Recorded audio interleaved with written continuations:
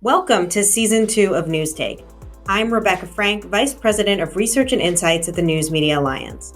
For those of you who haven't joined us before, News Take is an opportunity for the people who are changing and shaping the future of the publishing industry to share their thoughts and perspectives.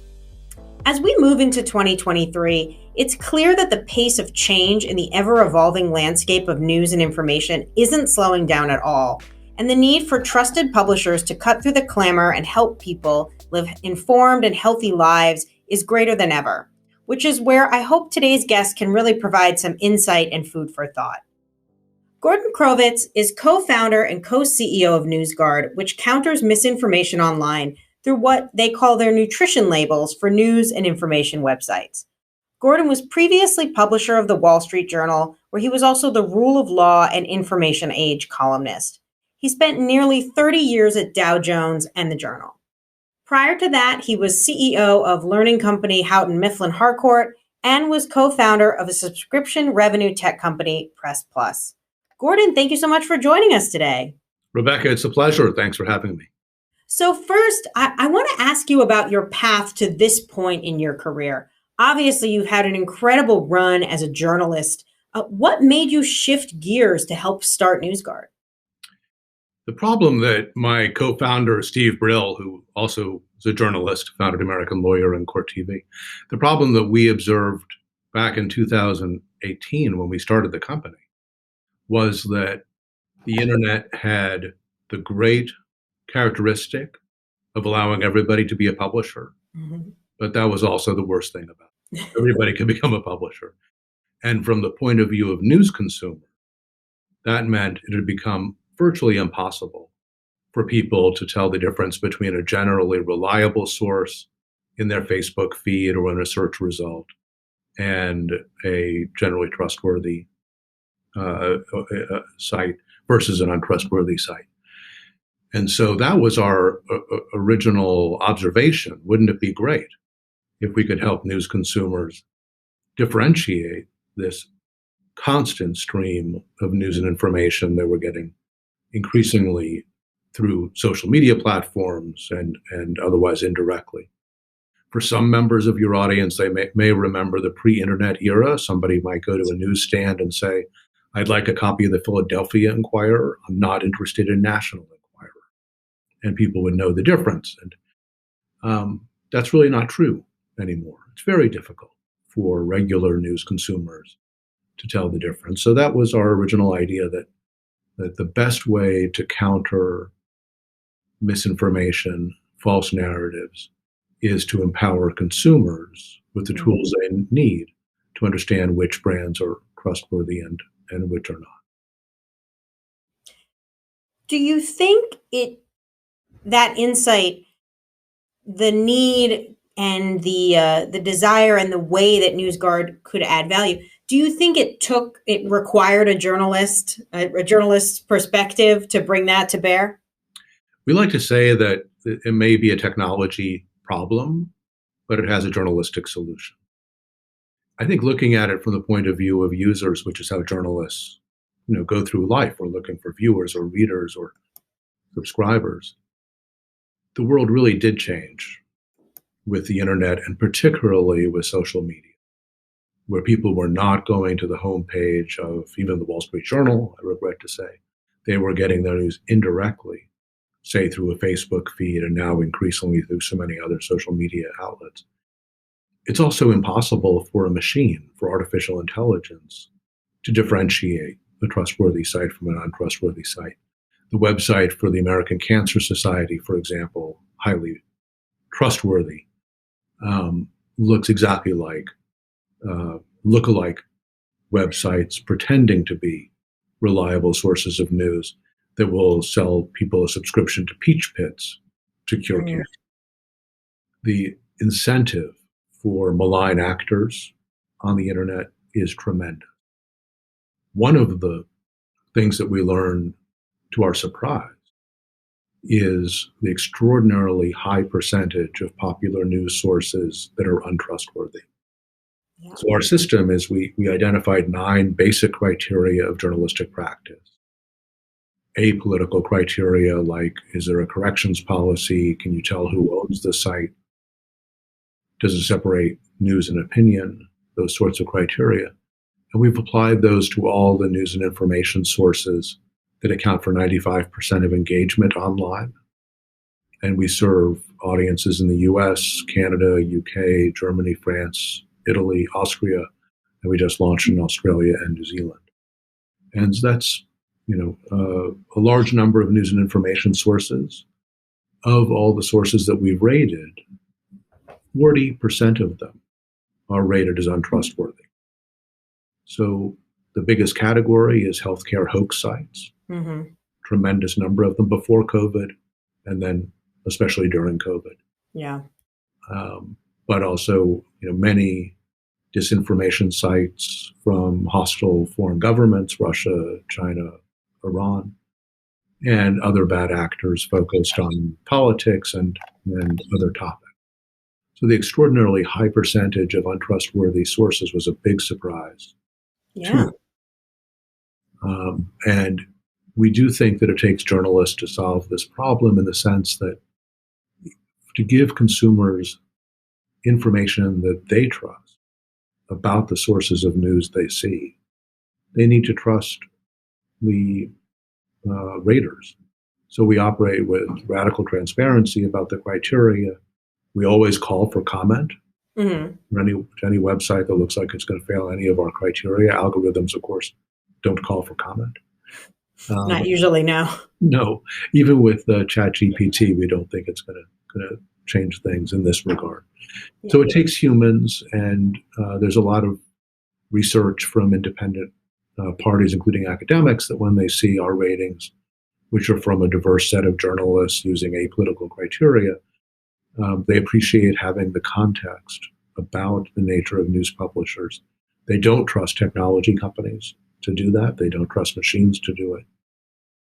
But they are willing to be instructed with information about the nature of websites by journalists about other journalists. Yeah. So you started already giving us some details about the product itself, but the nutrition label product, let's start there. Who is using that product? Is it the average consumer? Is it educators? How are people folding it into their lives or their work? Right. So our ambition, of course, is that everybody should have access to the ratings, no matter where they're getting their news and information online. One of our partners is Microsoft. Microsoft makes our ratings available to all of the users of its Edge browser, free of charge to the user. It also has incorporated our ratings into some of its platforms and products. Wow. We hope that the other platforms will follow suit: Facebook, Twitter, YouTube, TikTok.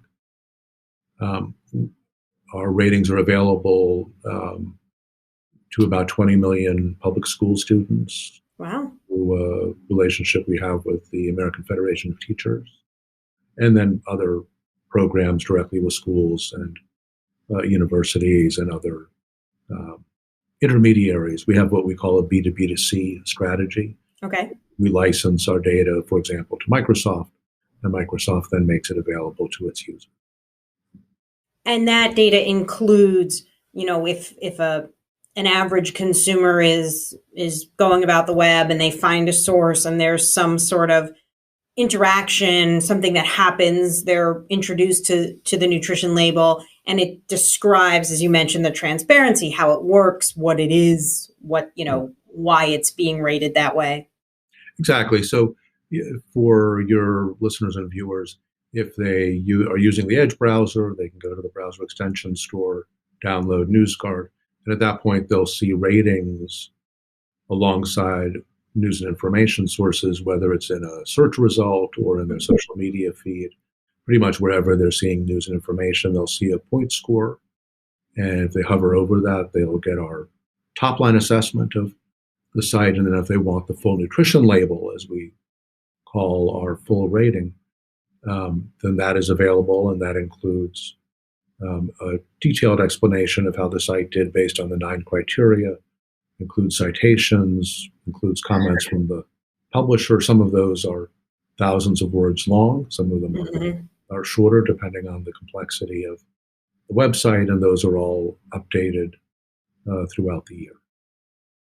I think that's really great, and I think the idea of, you know, keeping that information, just making it all public, you know, telling people someone's looked at this, someone's investigated this, you know, you can continue to read it if you want, but here's what you should know. I think Exactly. So it doesn't censor anything. It simply gives consumers more information. Libraries actually were the first to embrace NewsGuard at the very beginning. We're now available at 800 public libraries around the world, where our browser extension's been downloaded on the computers that library patrons use. So librarians tell us that this, is a good supplement to their work, which is to help people find different sources. It's not to block anything or to censor anything. And the fact that we're doing all the news and information sources that account for 95% of engagement means, all the members of the News Media Alliance, of course, would be included, but we get down to bloggers and very small sites serving specialist communities. And the smaller sites are graded on the same criteria as the larger sites. There's not a differential between them.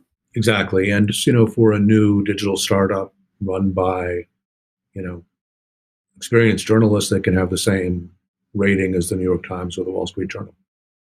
Very interesting. So I want to shift and talk a little bit, my background is in advertising. I want to talk about the BrandGuard product, which it seems is more for advertisers on the other side of the equation, right? This other piece of misinformation is, of course, that due to programmatic online advertising, a lot of advertising dollars are propping up sites that aren't real information. Can you talk about BrandGuard some? Absolutely. Thank you. That's the other main leg of our business. You said earlier, you described our work very well, where you said, somebody at least has looked at this website, assessed it based on basic criteria of journalistic practice. That's the role that we play for the advertising community. I think people are generally aware that a large percentage of advertising these days is digital. About 3/4 of advertising these days is digital, and of that, most of it is programmatic. So, in other words, more than a quarter of all the advertising is placed automatically through algorithm.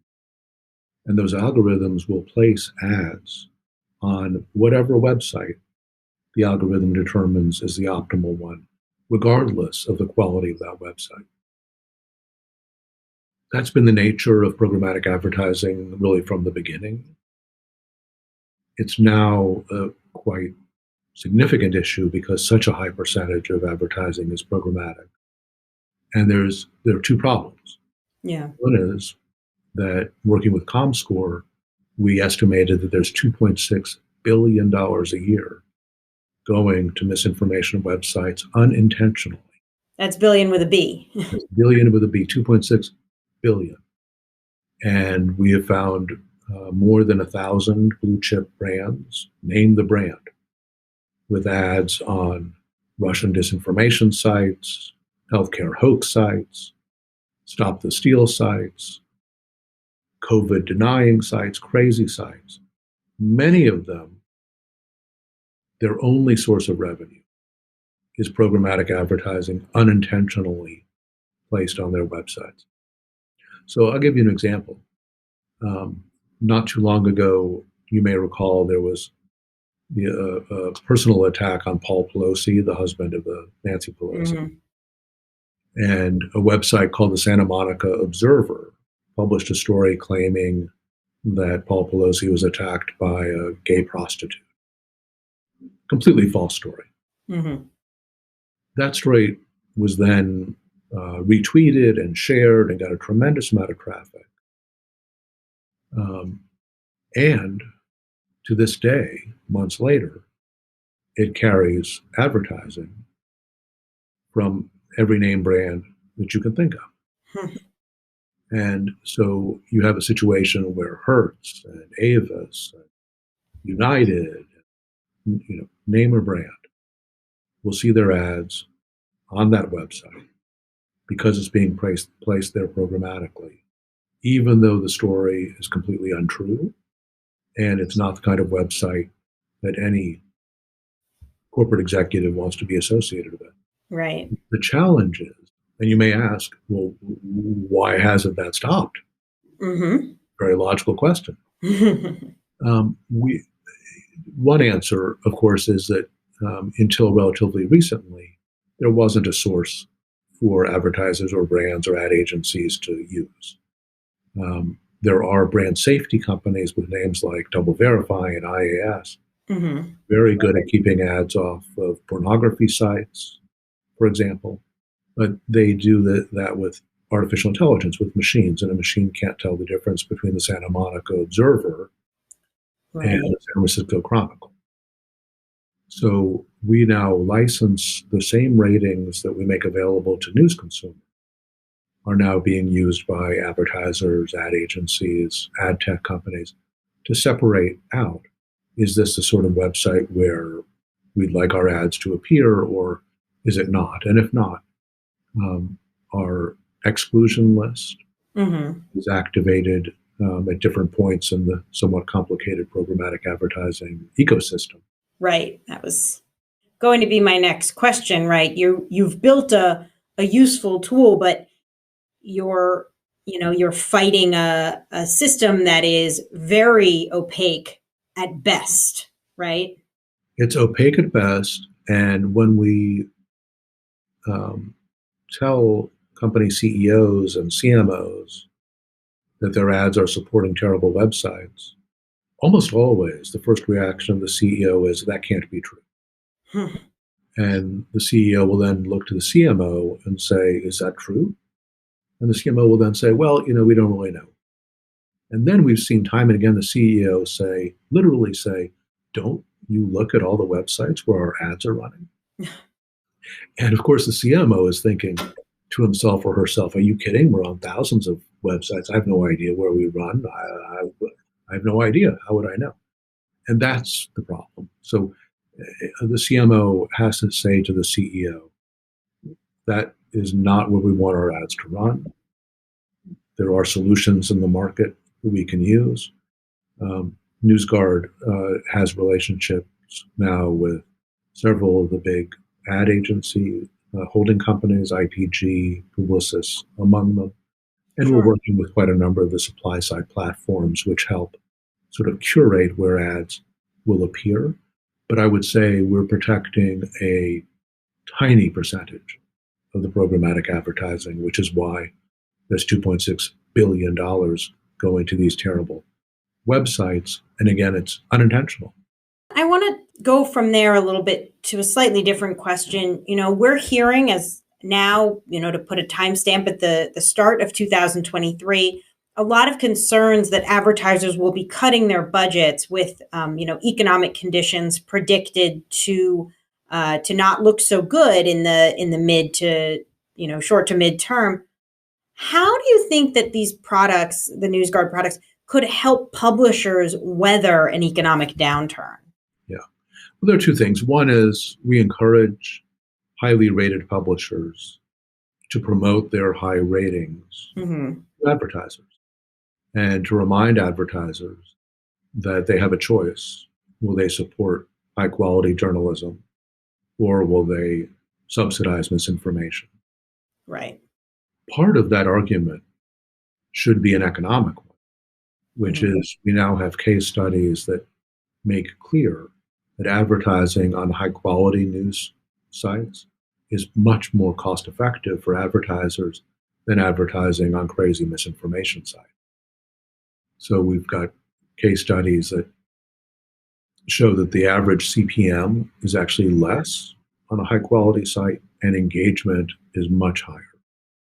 And that's because those tend to maybe be more real people and less They, bots. they tend to be more real people and more real people who actually might buy something and who appreciate the news environment and all the arguments that legitimate news publishers use. But it stands to reason if your ad is running on RT or Sputnik or some other Russian disinformation site, that is probably not the environment where you want to rent your car or, look for people. Probably not, no. So it's an argument that publishers can use with advertisers. They save money by directing their programmatic advertising to legitimate publishers, not misinformation publishers. And the other part of what we do is, in addition to the exclusion list, we have inclusion lists where we've identified thousands of high-quality sites that are rarely on anybody's programmatic advertising buying list. So these may be early stage, high quality news startups. That would include a large number of news sites serving the Black community, Hispanic community, Asian community, LGBTQ plus communities, where there are many high quality news sites that typically get very little or no programmatic advertising because they're not on a list to be used. So we encourage advertisers to use both our exclusion list to keep their ads brand safe, away from misinformation, and our inclusion list where they're able to support high quality journalism and reach an attractive audience. And you mentioned, some of the sites that don't make it onto buys. Those are sites, serving minority audiences of all types. And I realized I didn't ask, does your team have the capability to look at sites that are not in English at present? Oh, yes. We operate in all the local languages. Okay. So we're serving France with French, Germany with German. And we also monitor disinformation sources in languages like Russian and Chinese. I want to talk a little bit more about ad tech, and then I want to come back to that. So, we mentioned the opaque ad tech marketplace. I think many of the publishers that I'm talking to, they say we're stuck in this system, and there's not much, we can do. We don't have the relationships directly with advertisers anymore. What's the role, you mentioned agencies and holding companies. What's their role as consultants and advisors to advertisers, and how are you working with them? Yeah. So at the largest holding companies, there are executives whose responsibility include brand safety. So, they are executives who have been tasked with trying to solve this problem. Right. On behalf of their clients. And so that's, I think a potential ally for high quality publishers are the brand safety people at the advertising agency. But I want to just, modestly challenge what I'm sure you hear from news publishers, which is life is hard. It's no longer the case that news publishers have deep, direct relationships with advertisers. That's clearly true. And in a world of programmatic advertising, they may not even have much of a relationship with the agencies. Yeah. But not having the same relationship is not the same thing as not having any relationship. And I think the news publishers should be proud of the work that they do. They should highlight ratings from services like ours. They should remind advertisers that among the most popular sources of news and information, 40% of them are publishers of misinformation being funded to a large degree by blue chip advertisers. Yeah. So I don't think the publishers have to be passive. Mm-hmm. We have quite a number of publishers who cite their rating from us. We print the nutrition label as part of their advertising marketing materials. That's great. We encourage publishers to do that. Just to be clear, of course, we don't charge publishers to get rated. We don't charge publishers for anything. But we do encourage them to cite their rating and to cite our case studies on the benefits of advertising on high quality news sources rather than having programmatic ads placed on misinformation sources. Yeah, and that we at the Alliance have been working to convince publishers as well that there's a real important story. Not, the rating is one piece of it, and then there's that audience, right? The people who are seeing the rating, the people who are looking for that information to answer those questions. That's really interesting. So you mentioned the Russian language, and you mentioned a little bit Russian disinformation. I want to hear you talk about your Misinformation fingerprints product, as I can imagine that product had quite a year in 2022.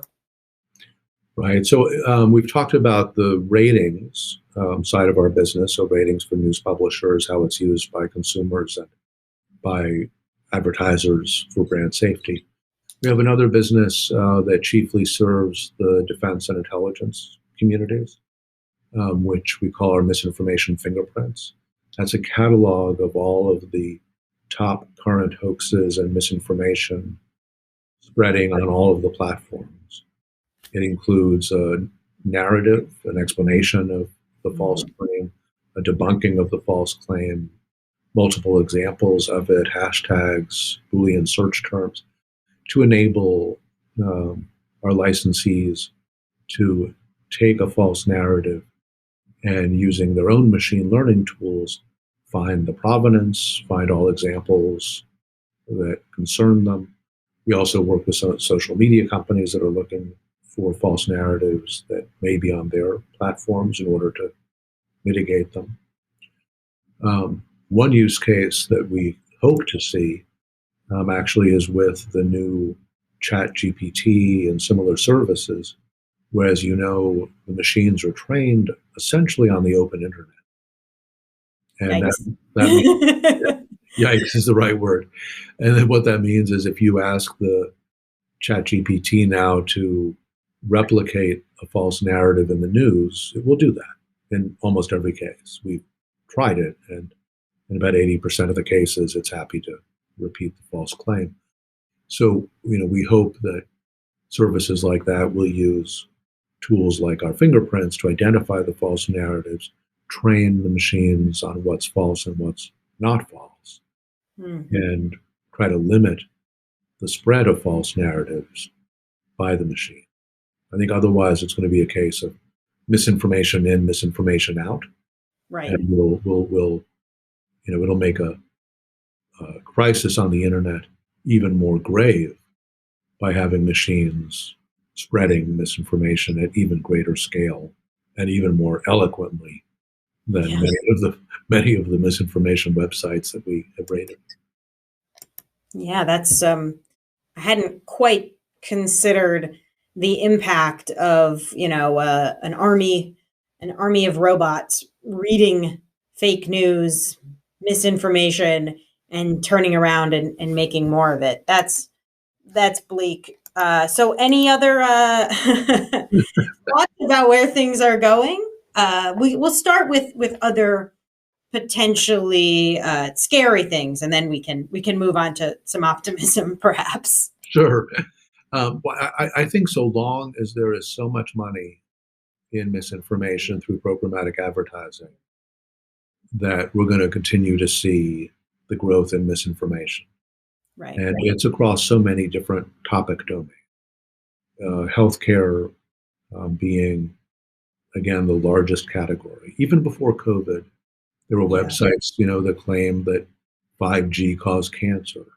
There are websites that claim that MMR vaccines caused autism. Of course. And measles had already come back in the US, UK, and some other markets before COVID because of all of this false reporting about the risks.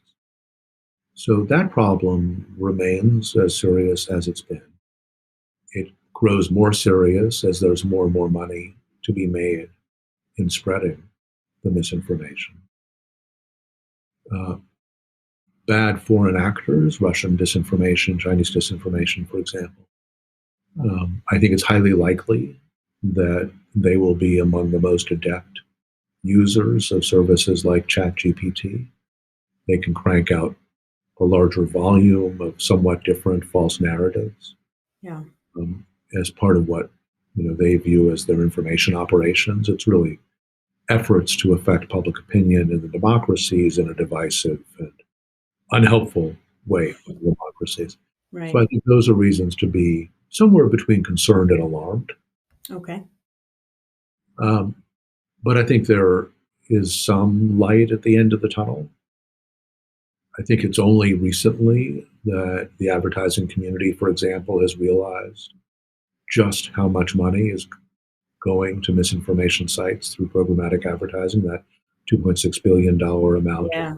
increasingly being stuck in people's heads. And um, responsible advertisers, are trying to do something about it. I think more and more of them will. It's kind of a minimally socially responsible thing to do, to not advertise on Russian disinformation sites and crazy healthcare hoax sites. Minimal social responsibility is a good bar to Yes, put right right. on the ground and surpass. I think it's low enough, and of course, it's absolutely in the self-interest of brands not to be associated with terrible websites, not to have their ads on the news story that said that Paul Pelosi was involved, with a gay prostitute. No, Right. that's not what happened. So I think as more and more CEOs worried about corporate reputation, CMOs who I think now increasingly realize that just because everybody has this problem is not an excuse for them to do nothing. I think more and more CMOs will uh, look for solutions. There are easy solutions in the Yeah. market. It's not rocket science, even though so much of programmatic advertising is. There are supply side platforms that use our ratings to curate the websites where ads will appear.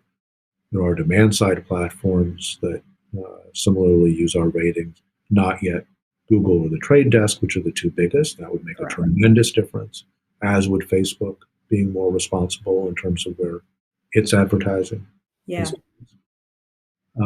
But I think we're optimistic that we'll be able to protect an increasing percentage of programmatic advertising from appearing on misinformation websites, but there's an awfully long way to go.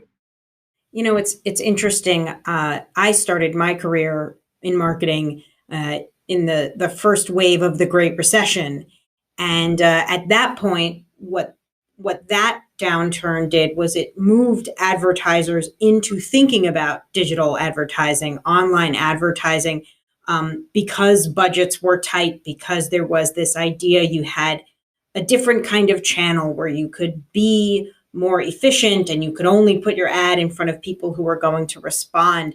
I wonder if, potential forthcoming economic downturns or challenges may lead marketers to think we need to be in better places. We need to deploy these technologies, to improve, to make better use of our budgets, of our limited resources. I think that's a great point.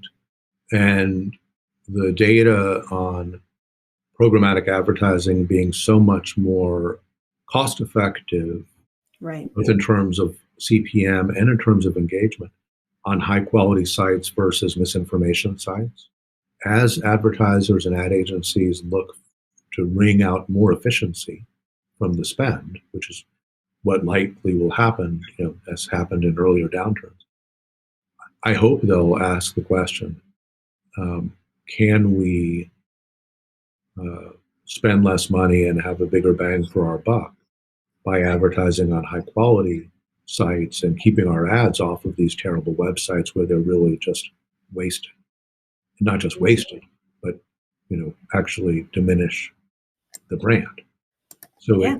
it should be a no-brainer. I think in an environment like this, that may make it likelier that CMOs and others will ask these kinds of questions. And as I mentioned earlier, there are brand safety experts at the big ad agencies who will make this point to brands and will encourage them to use exclusion lists to keep their ads off of terrible sites and inclusion lists to make sure that they're reaching people through high quality news and information sites as often as they can. Yeah, I hope so as well. I hope that we can see that progress, that we can see that more informed and supportive ecosystem for news and advertisers alike. It's been really great talking with you, Gordon. Thank you so much for taking the time to join us. Thank you so much to our audience for listening, for coming along as we move into this new season of News Take. Please subscribe to the podcast by searching for News Media Alliance News Take on your app of choice. You can find us on Spotify, Apple, and Google Podcasts, as well as YouTube. And you can follow us on all of those sites so you don't miss an episode. Thank you so much, and we'll see you next time.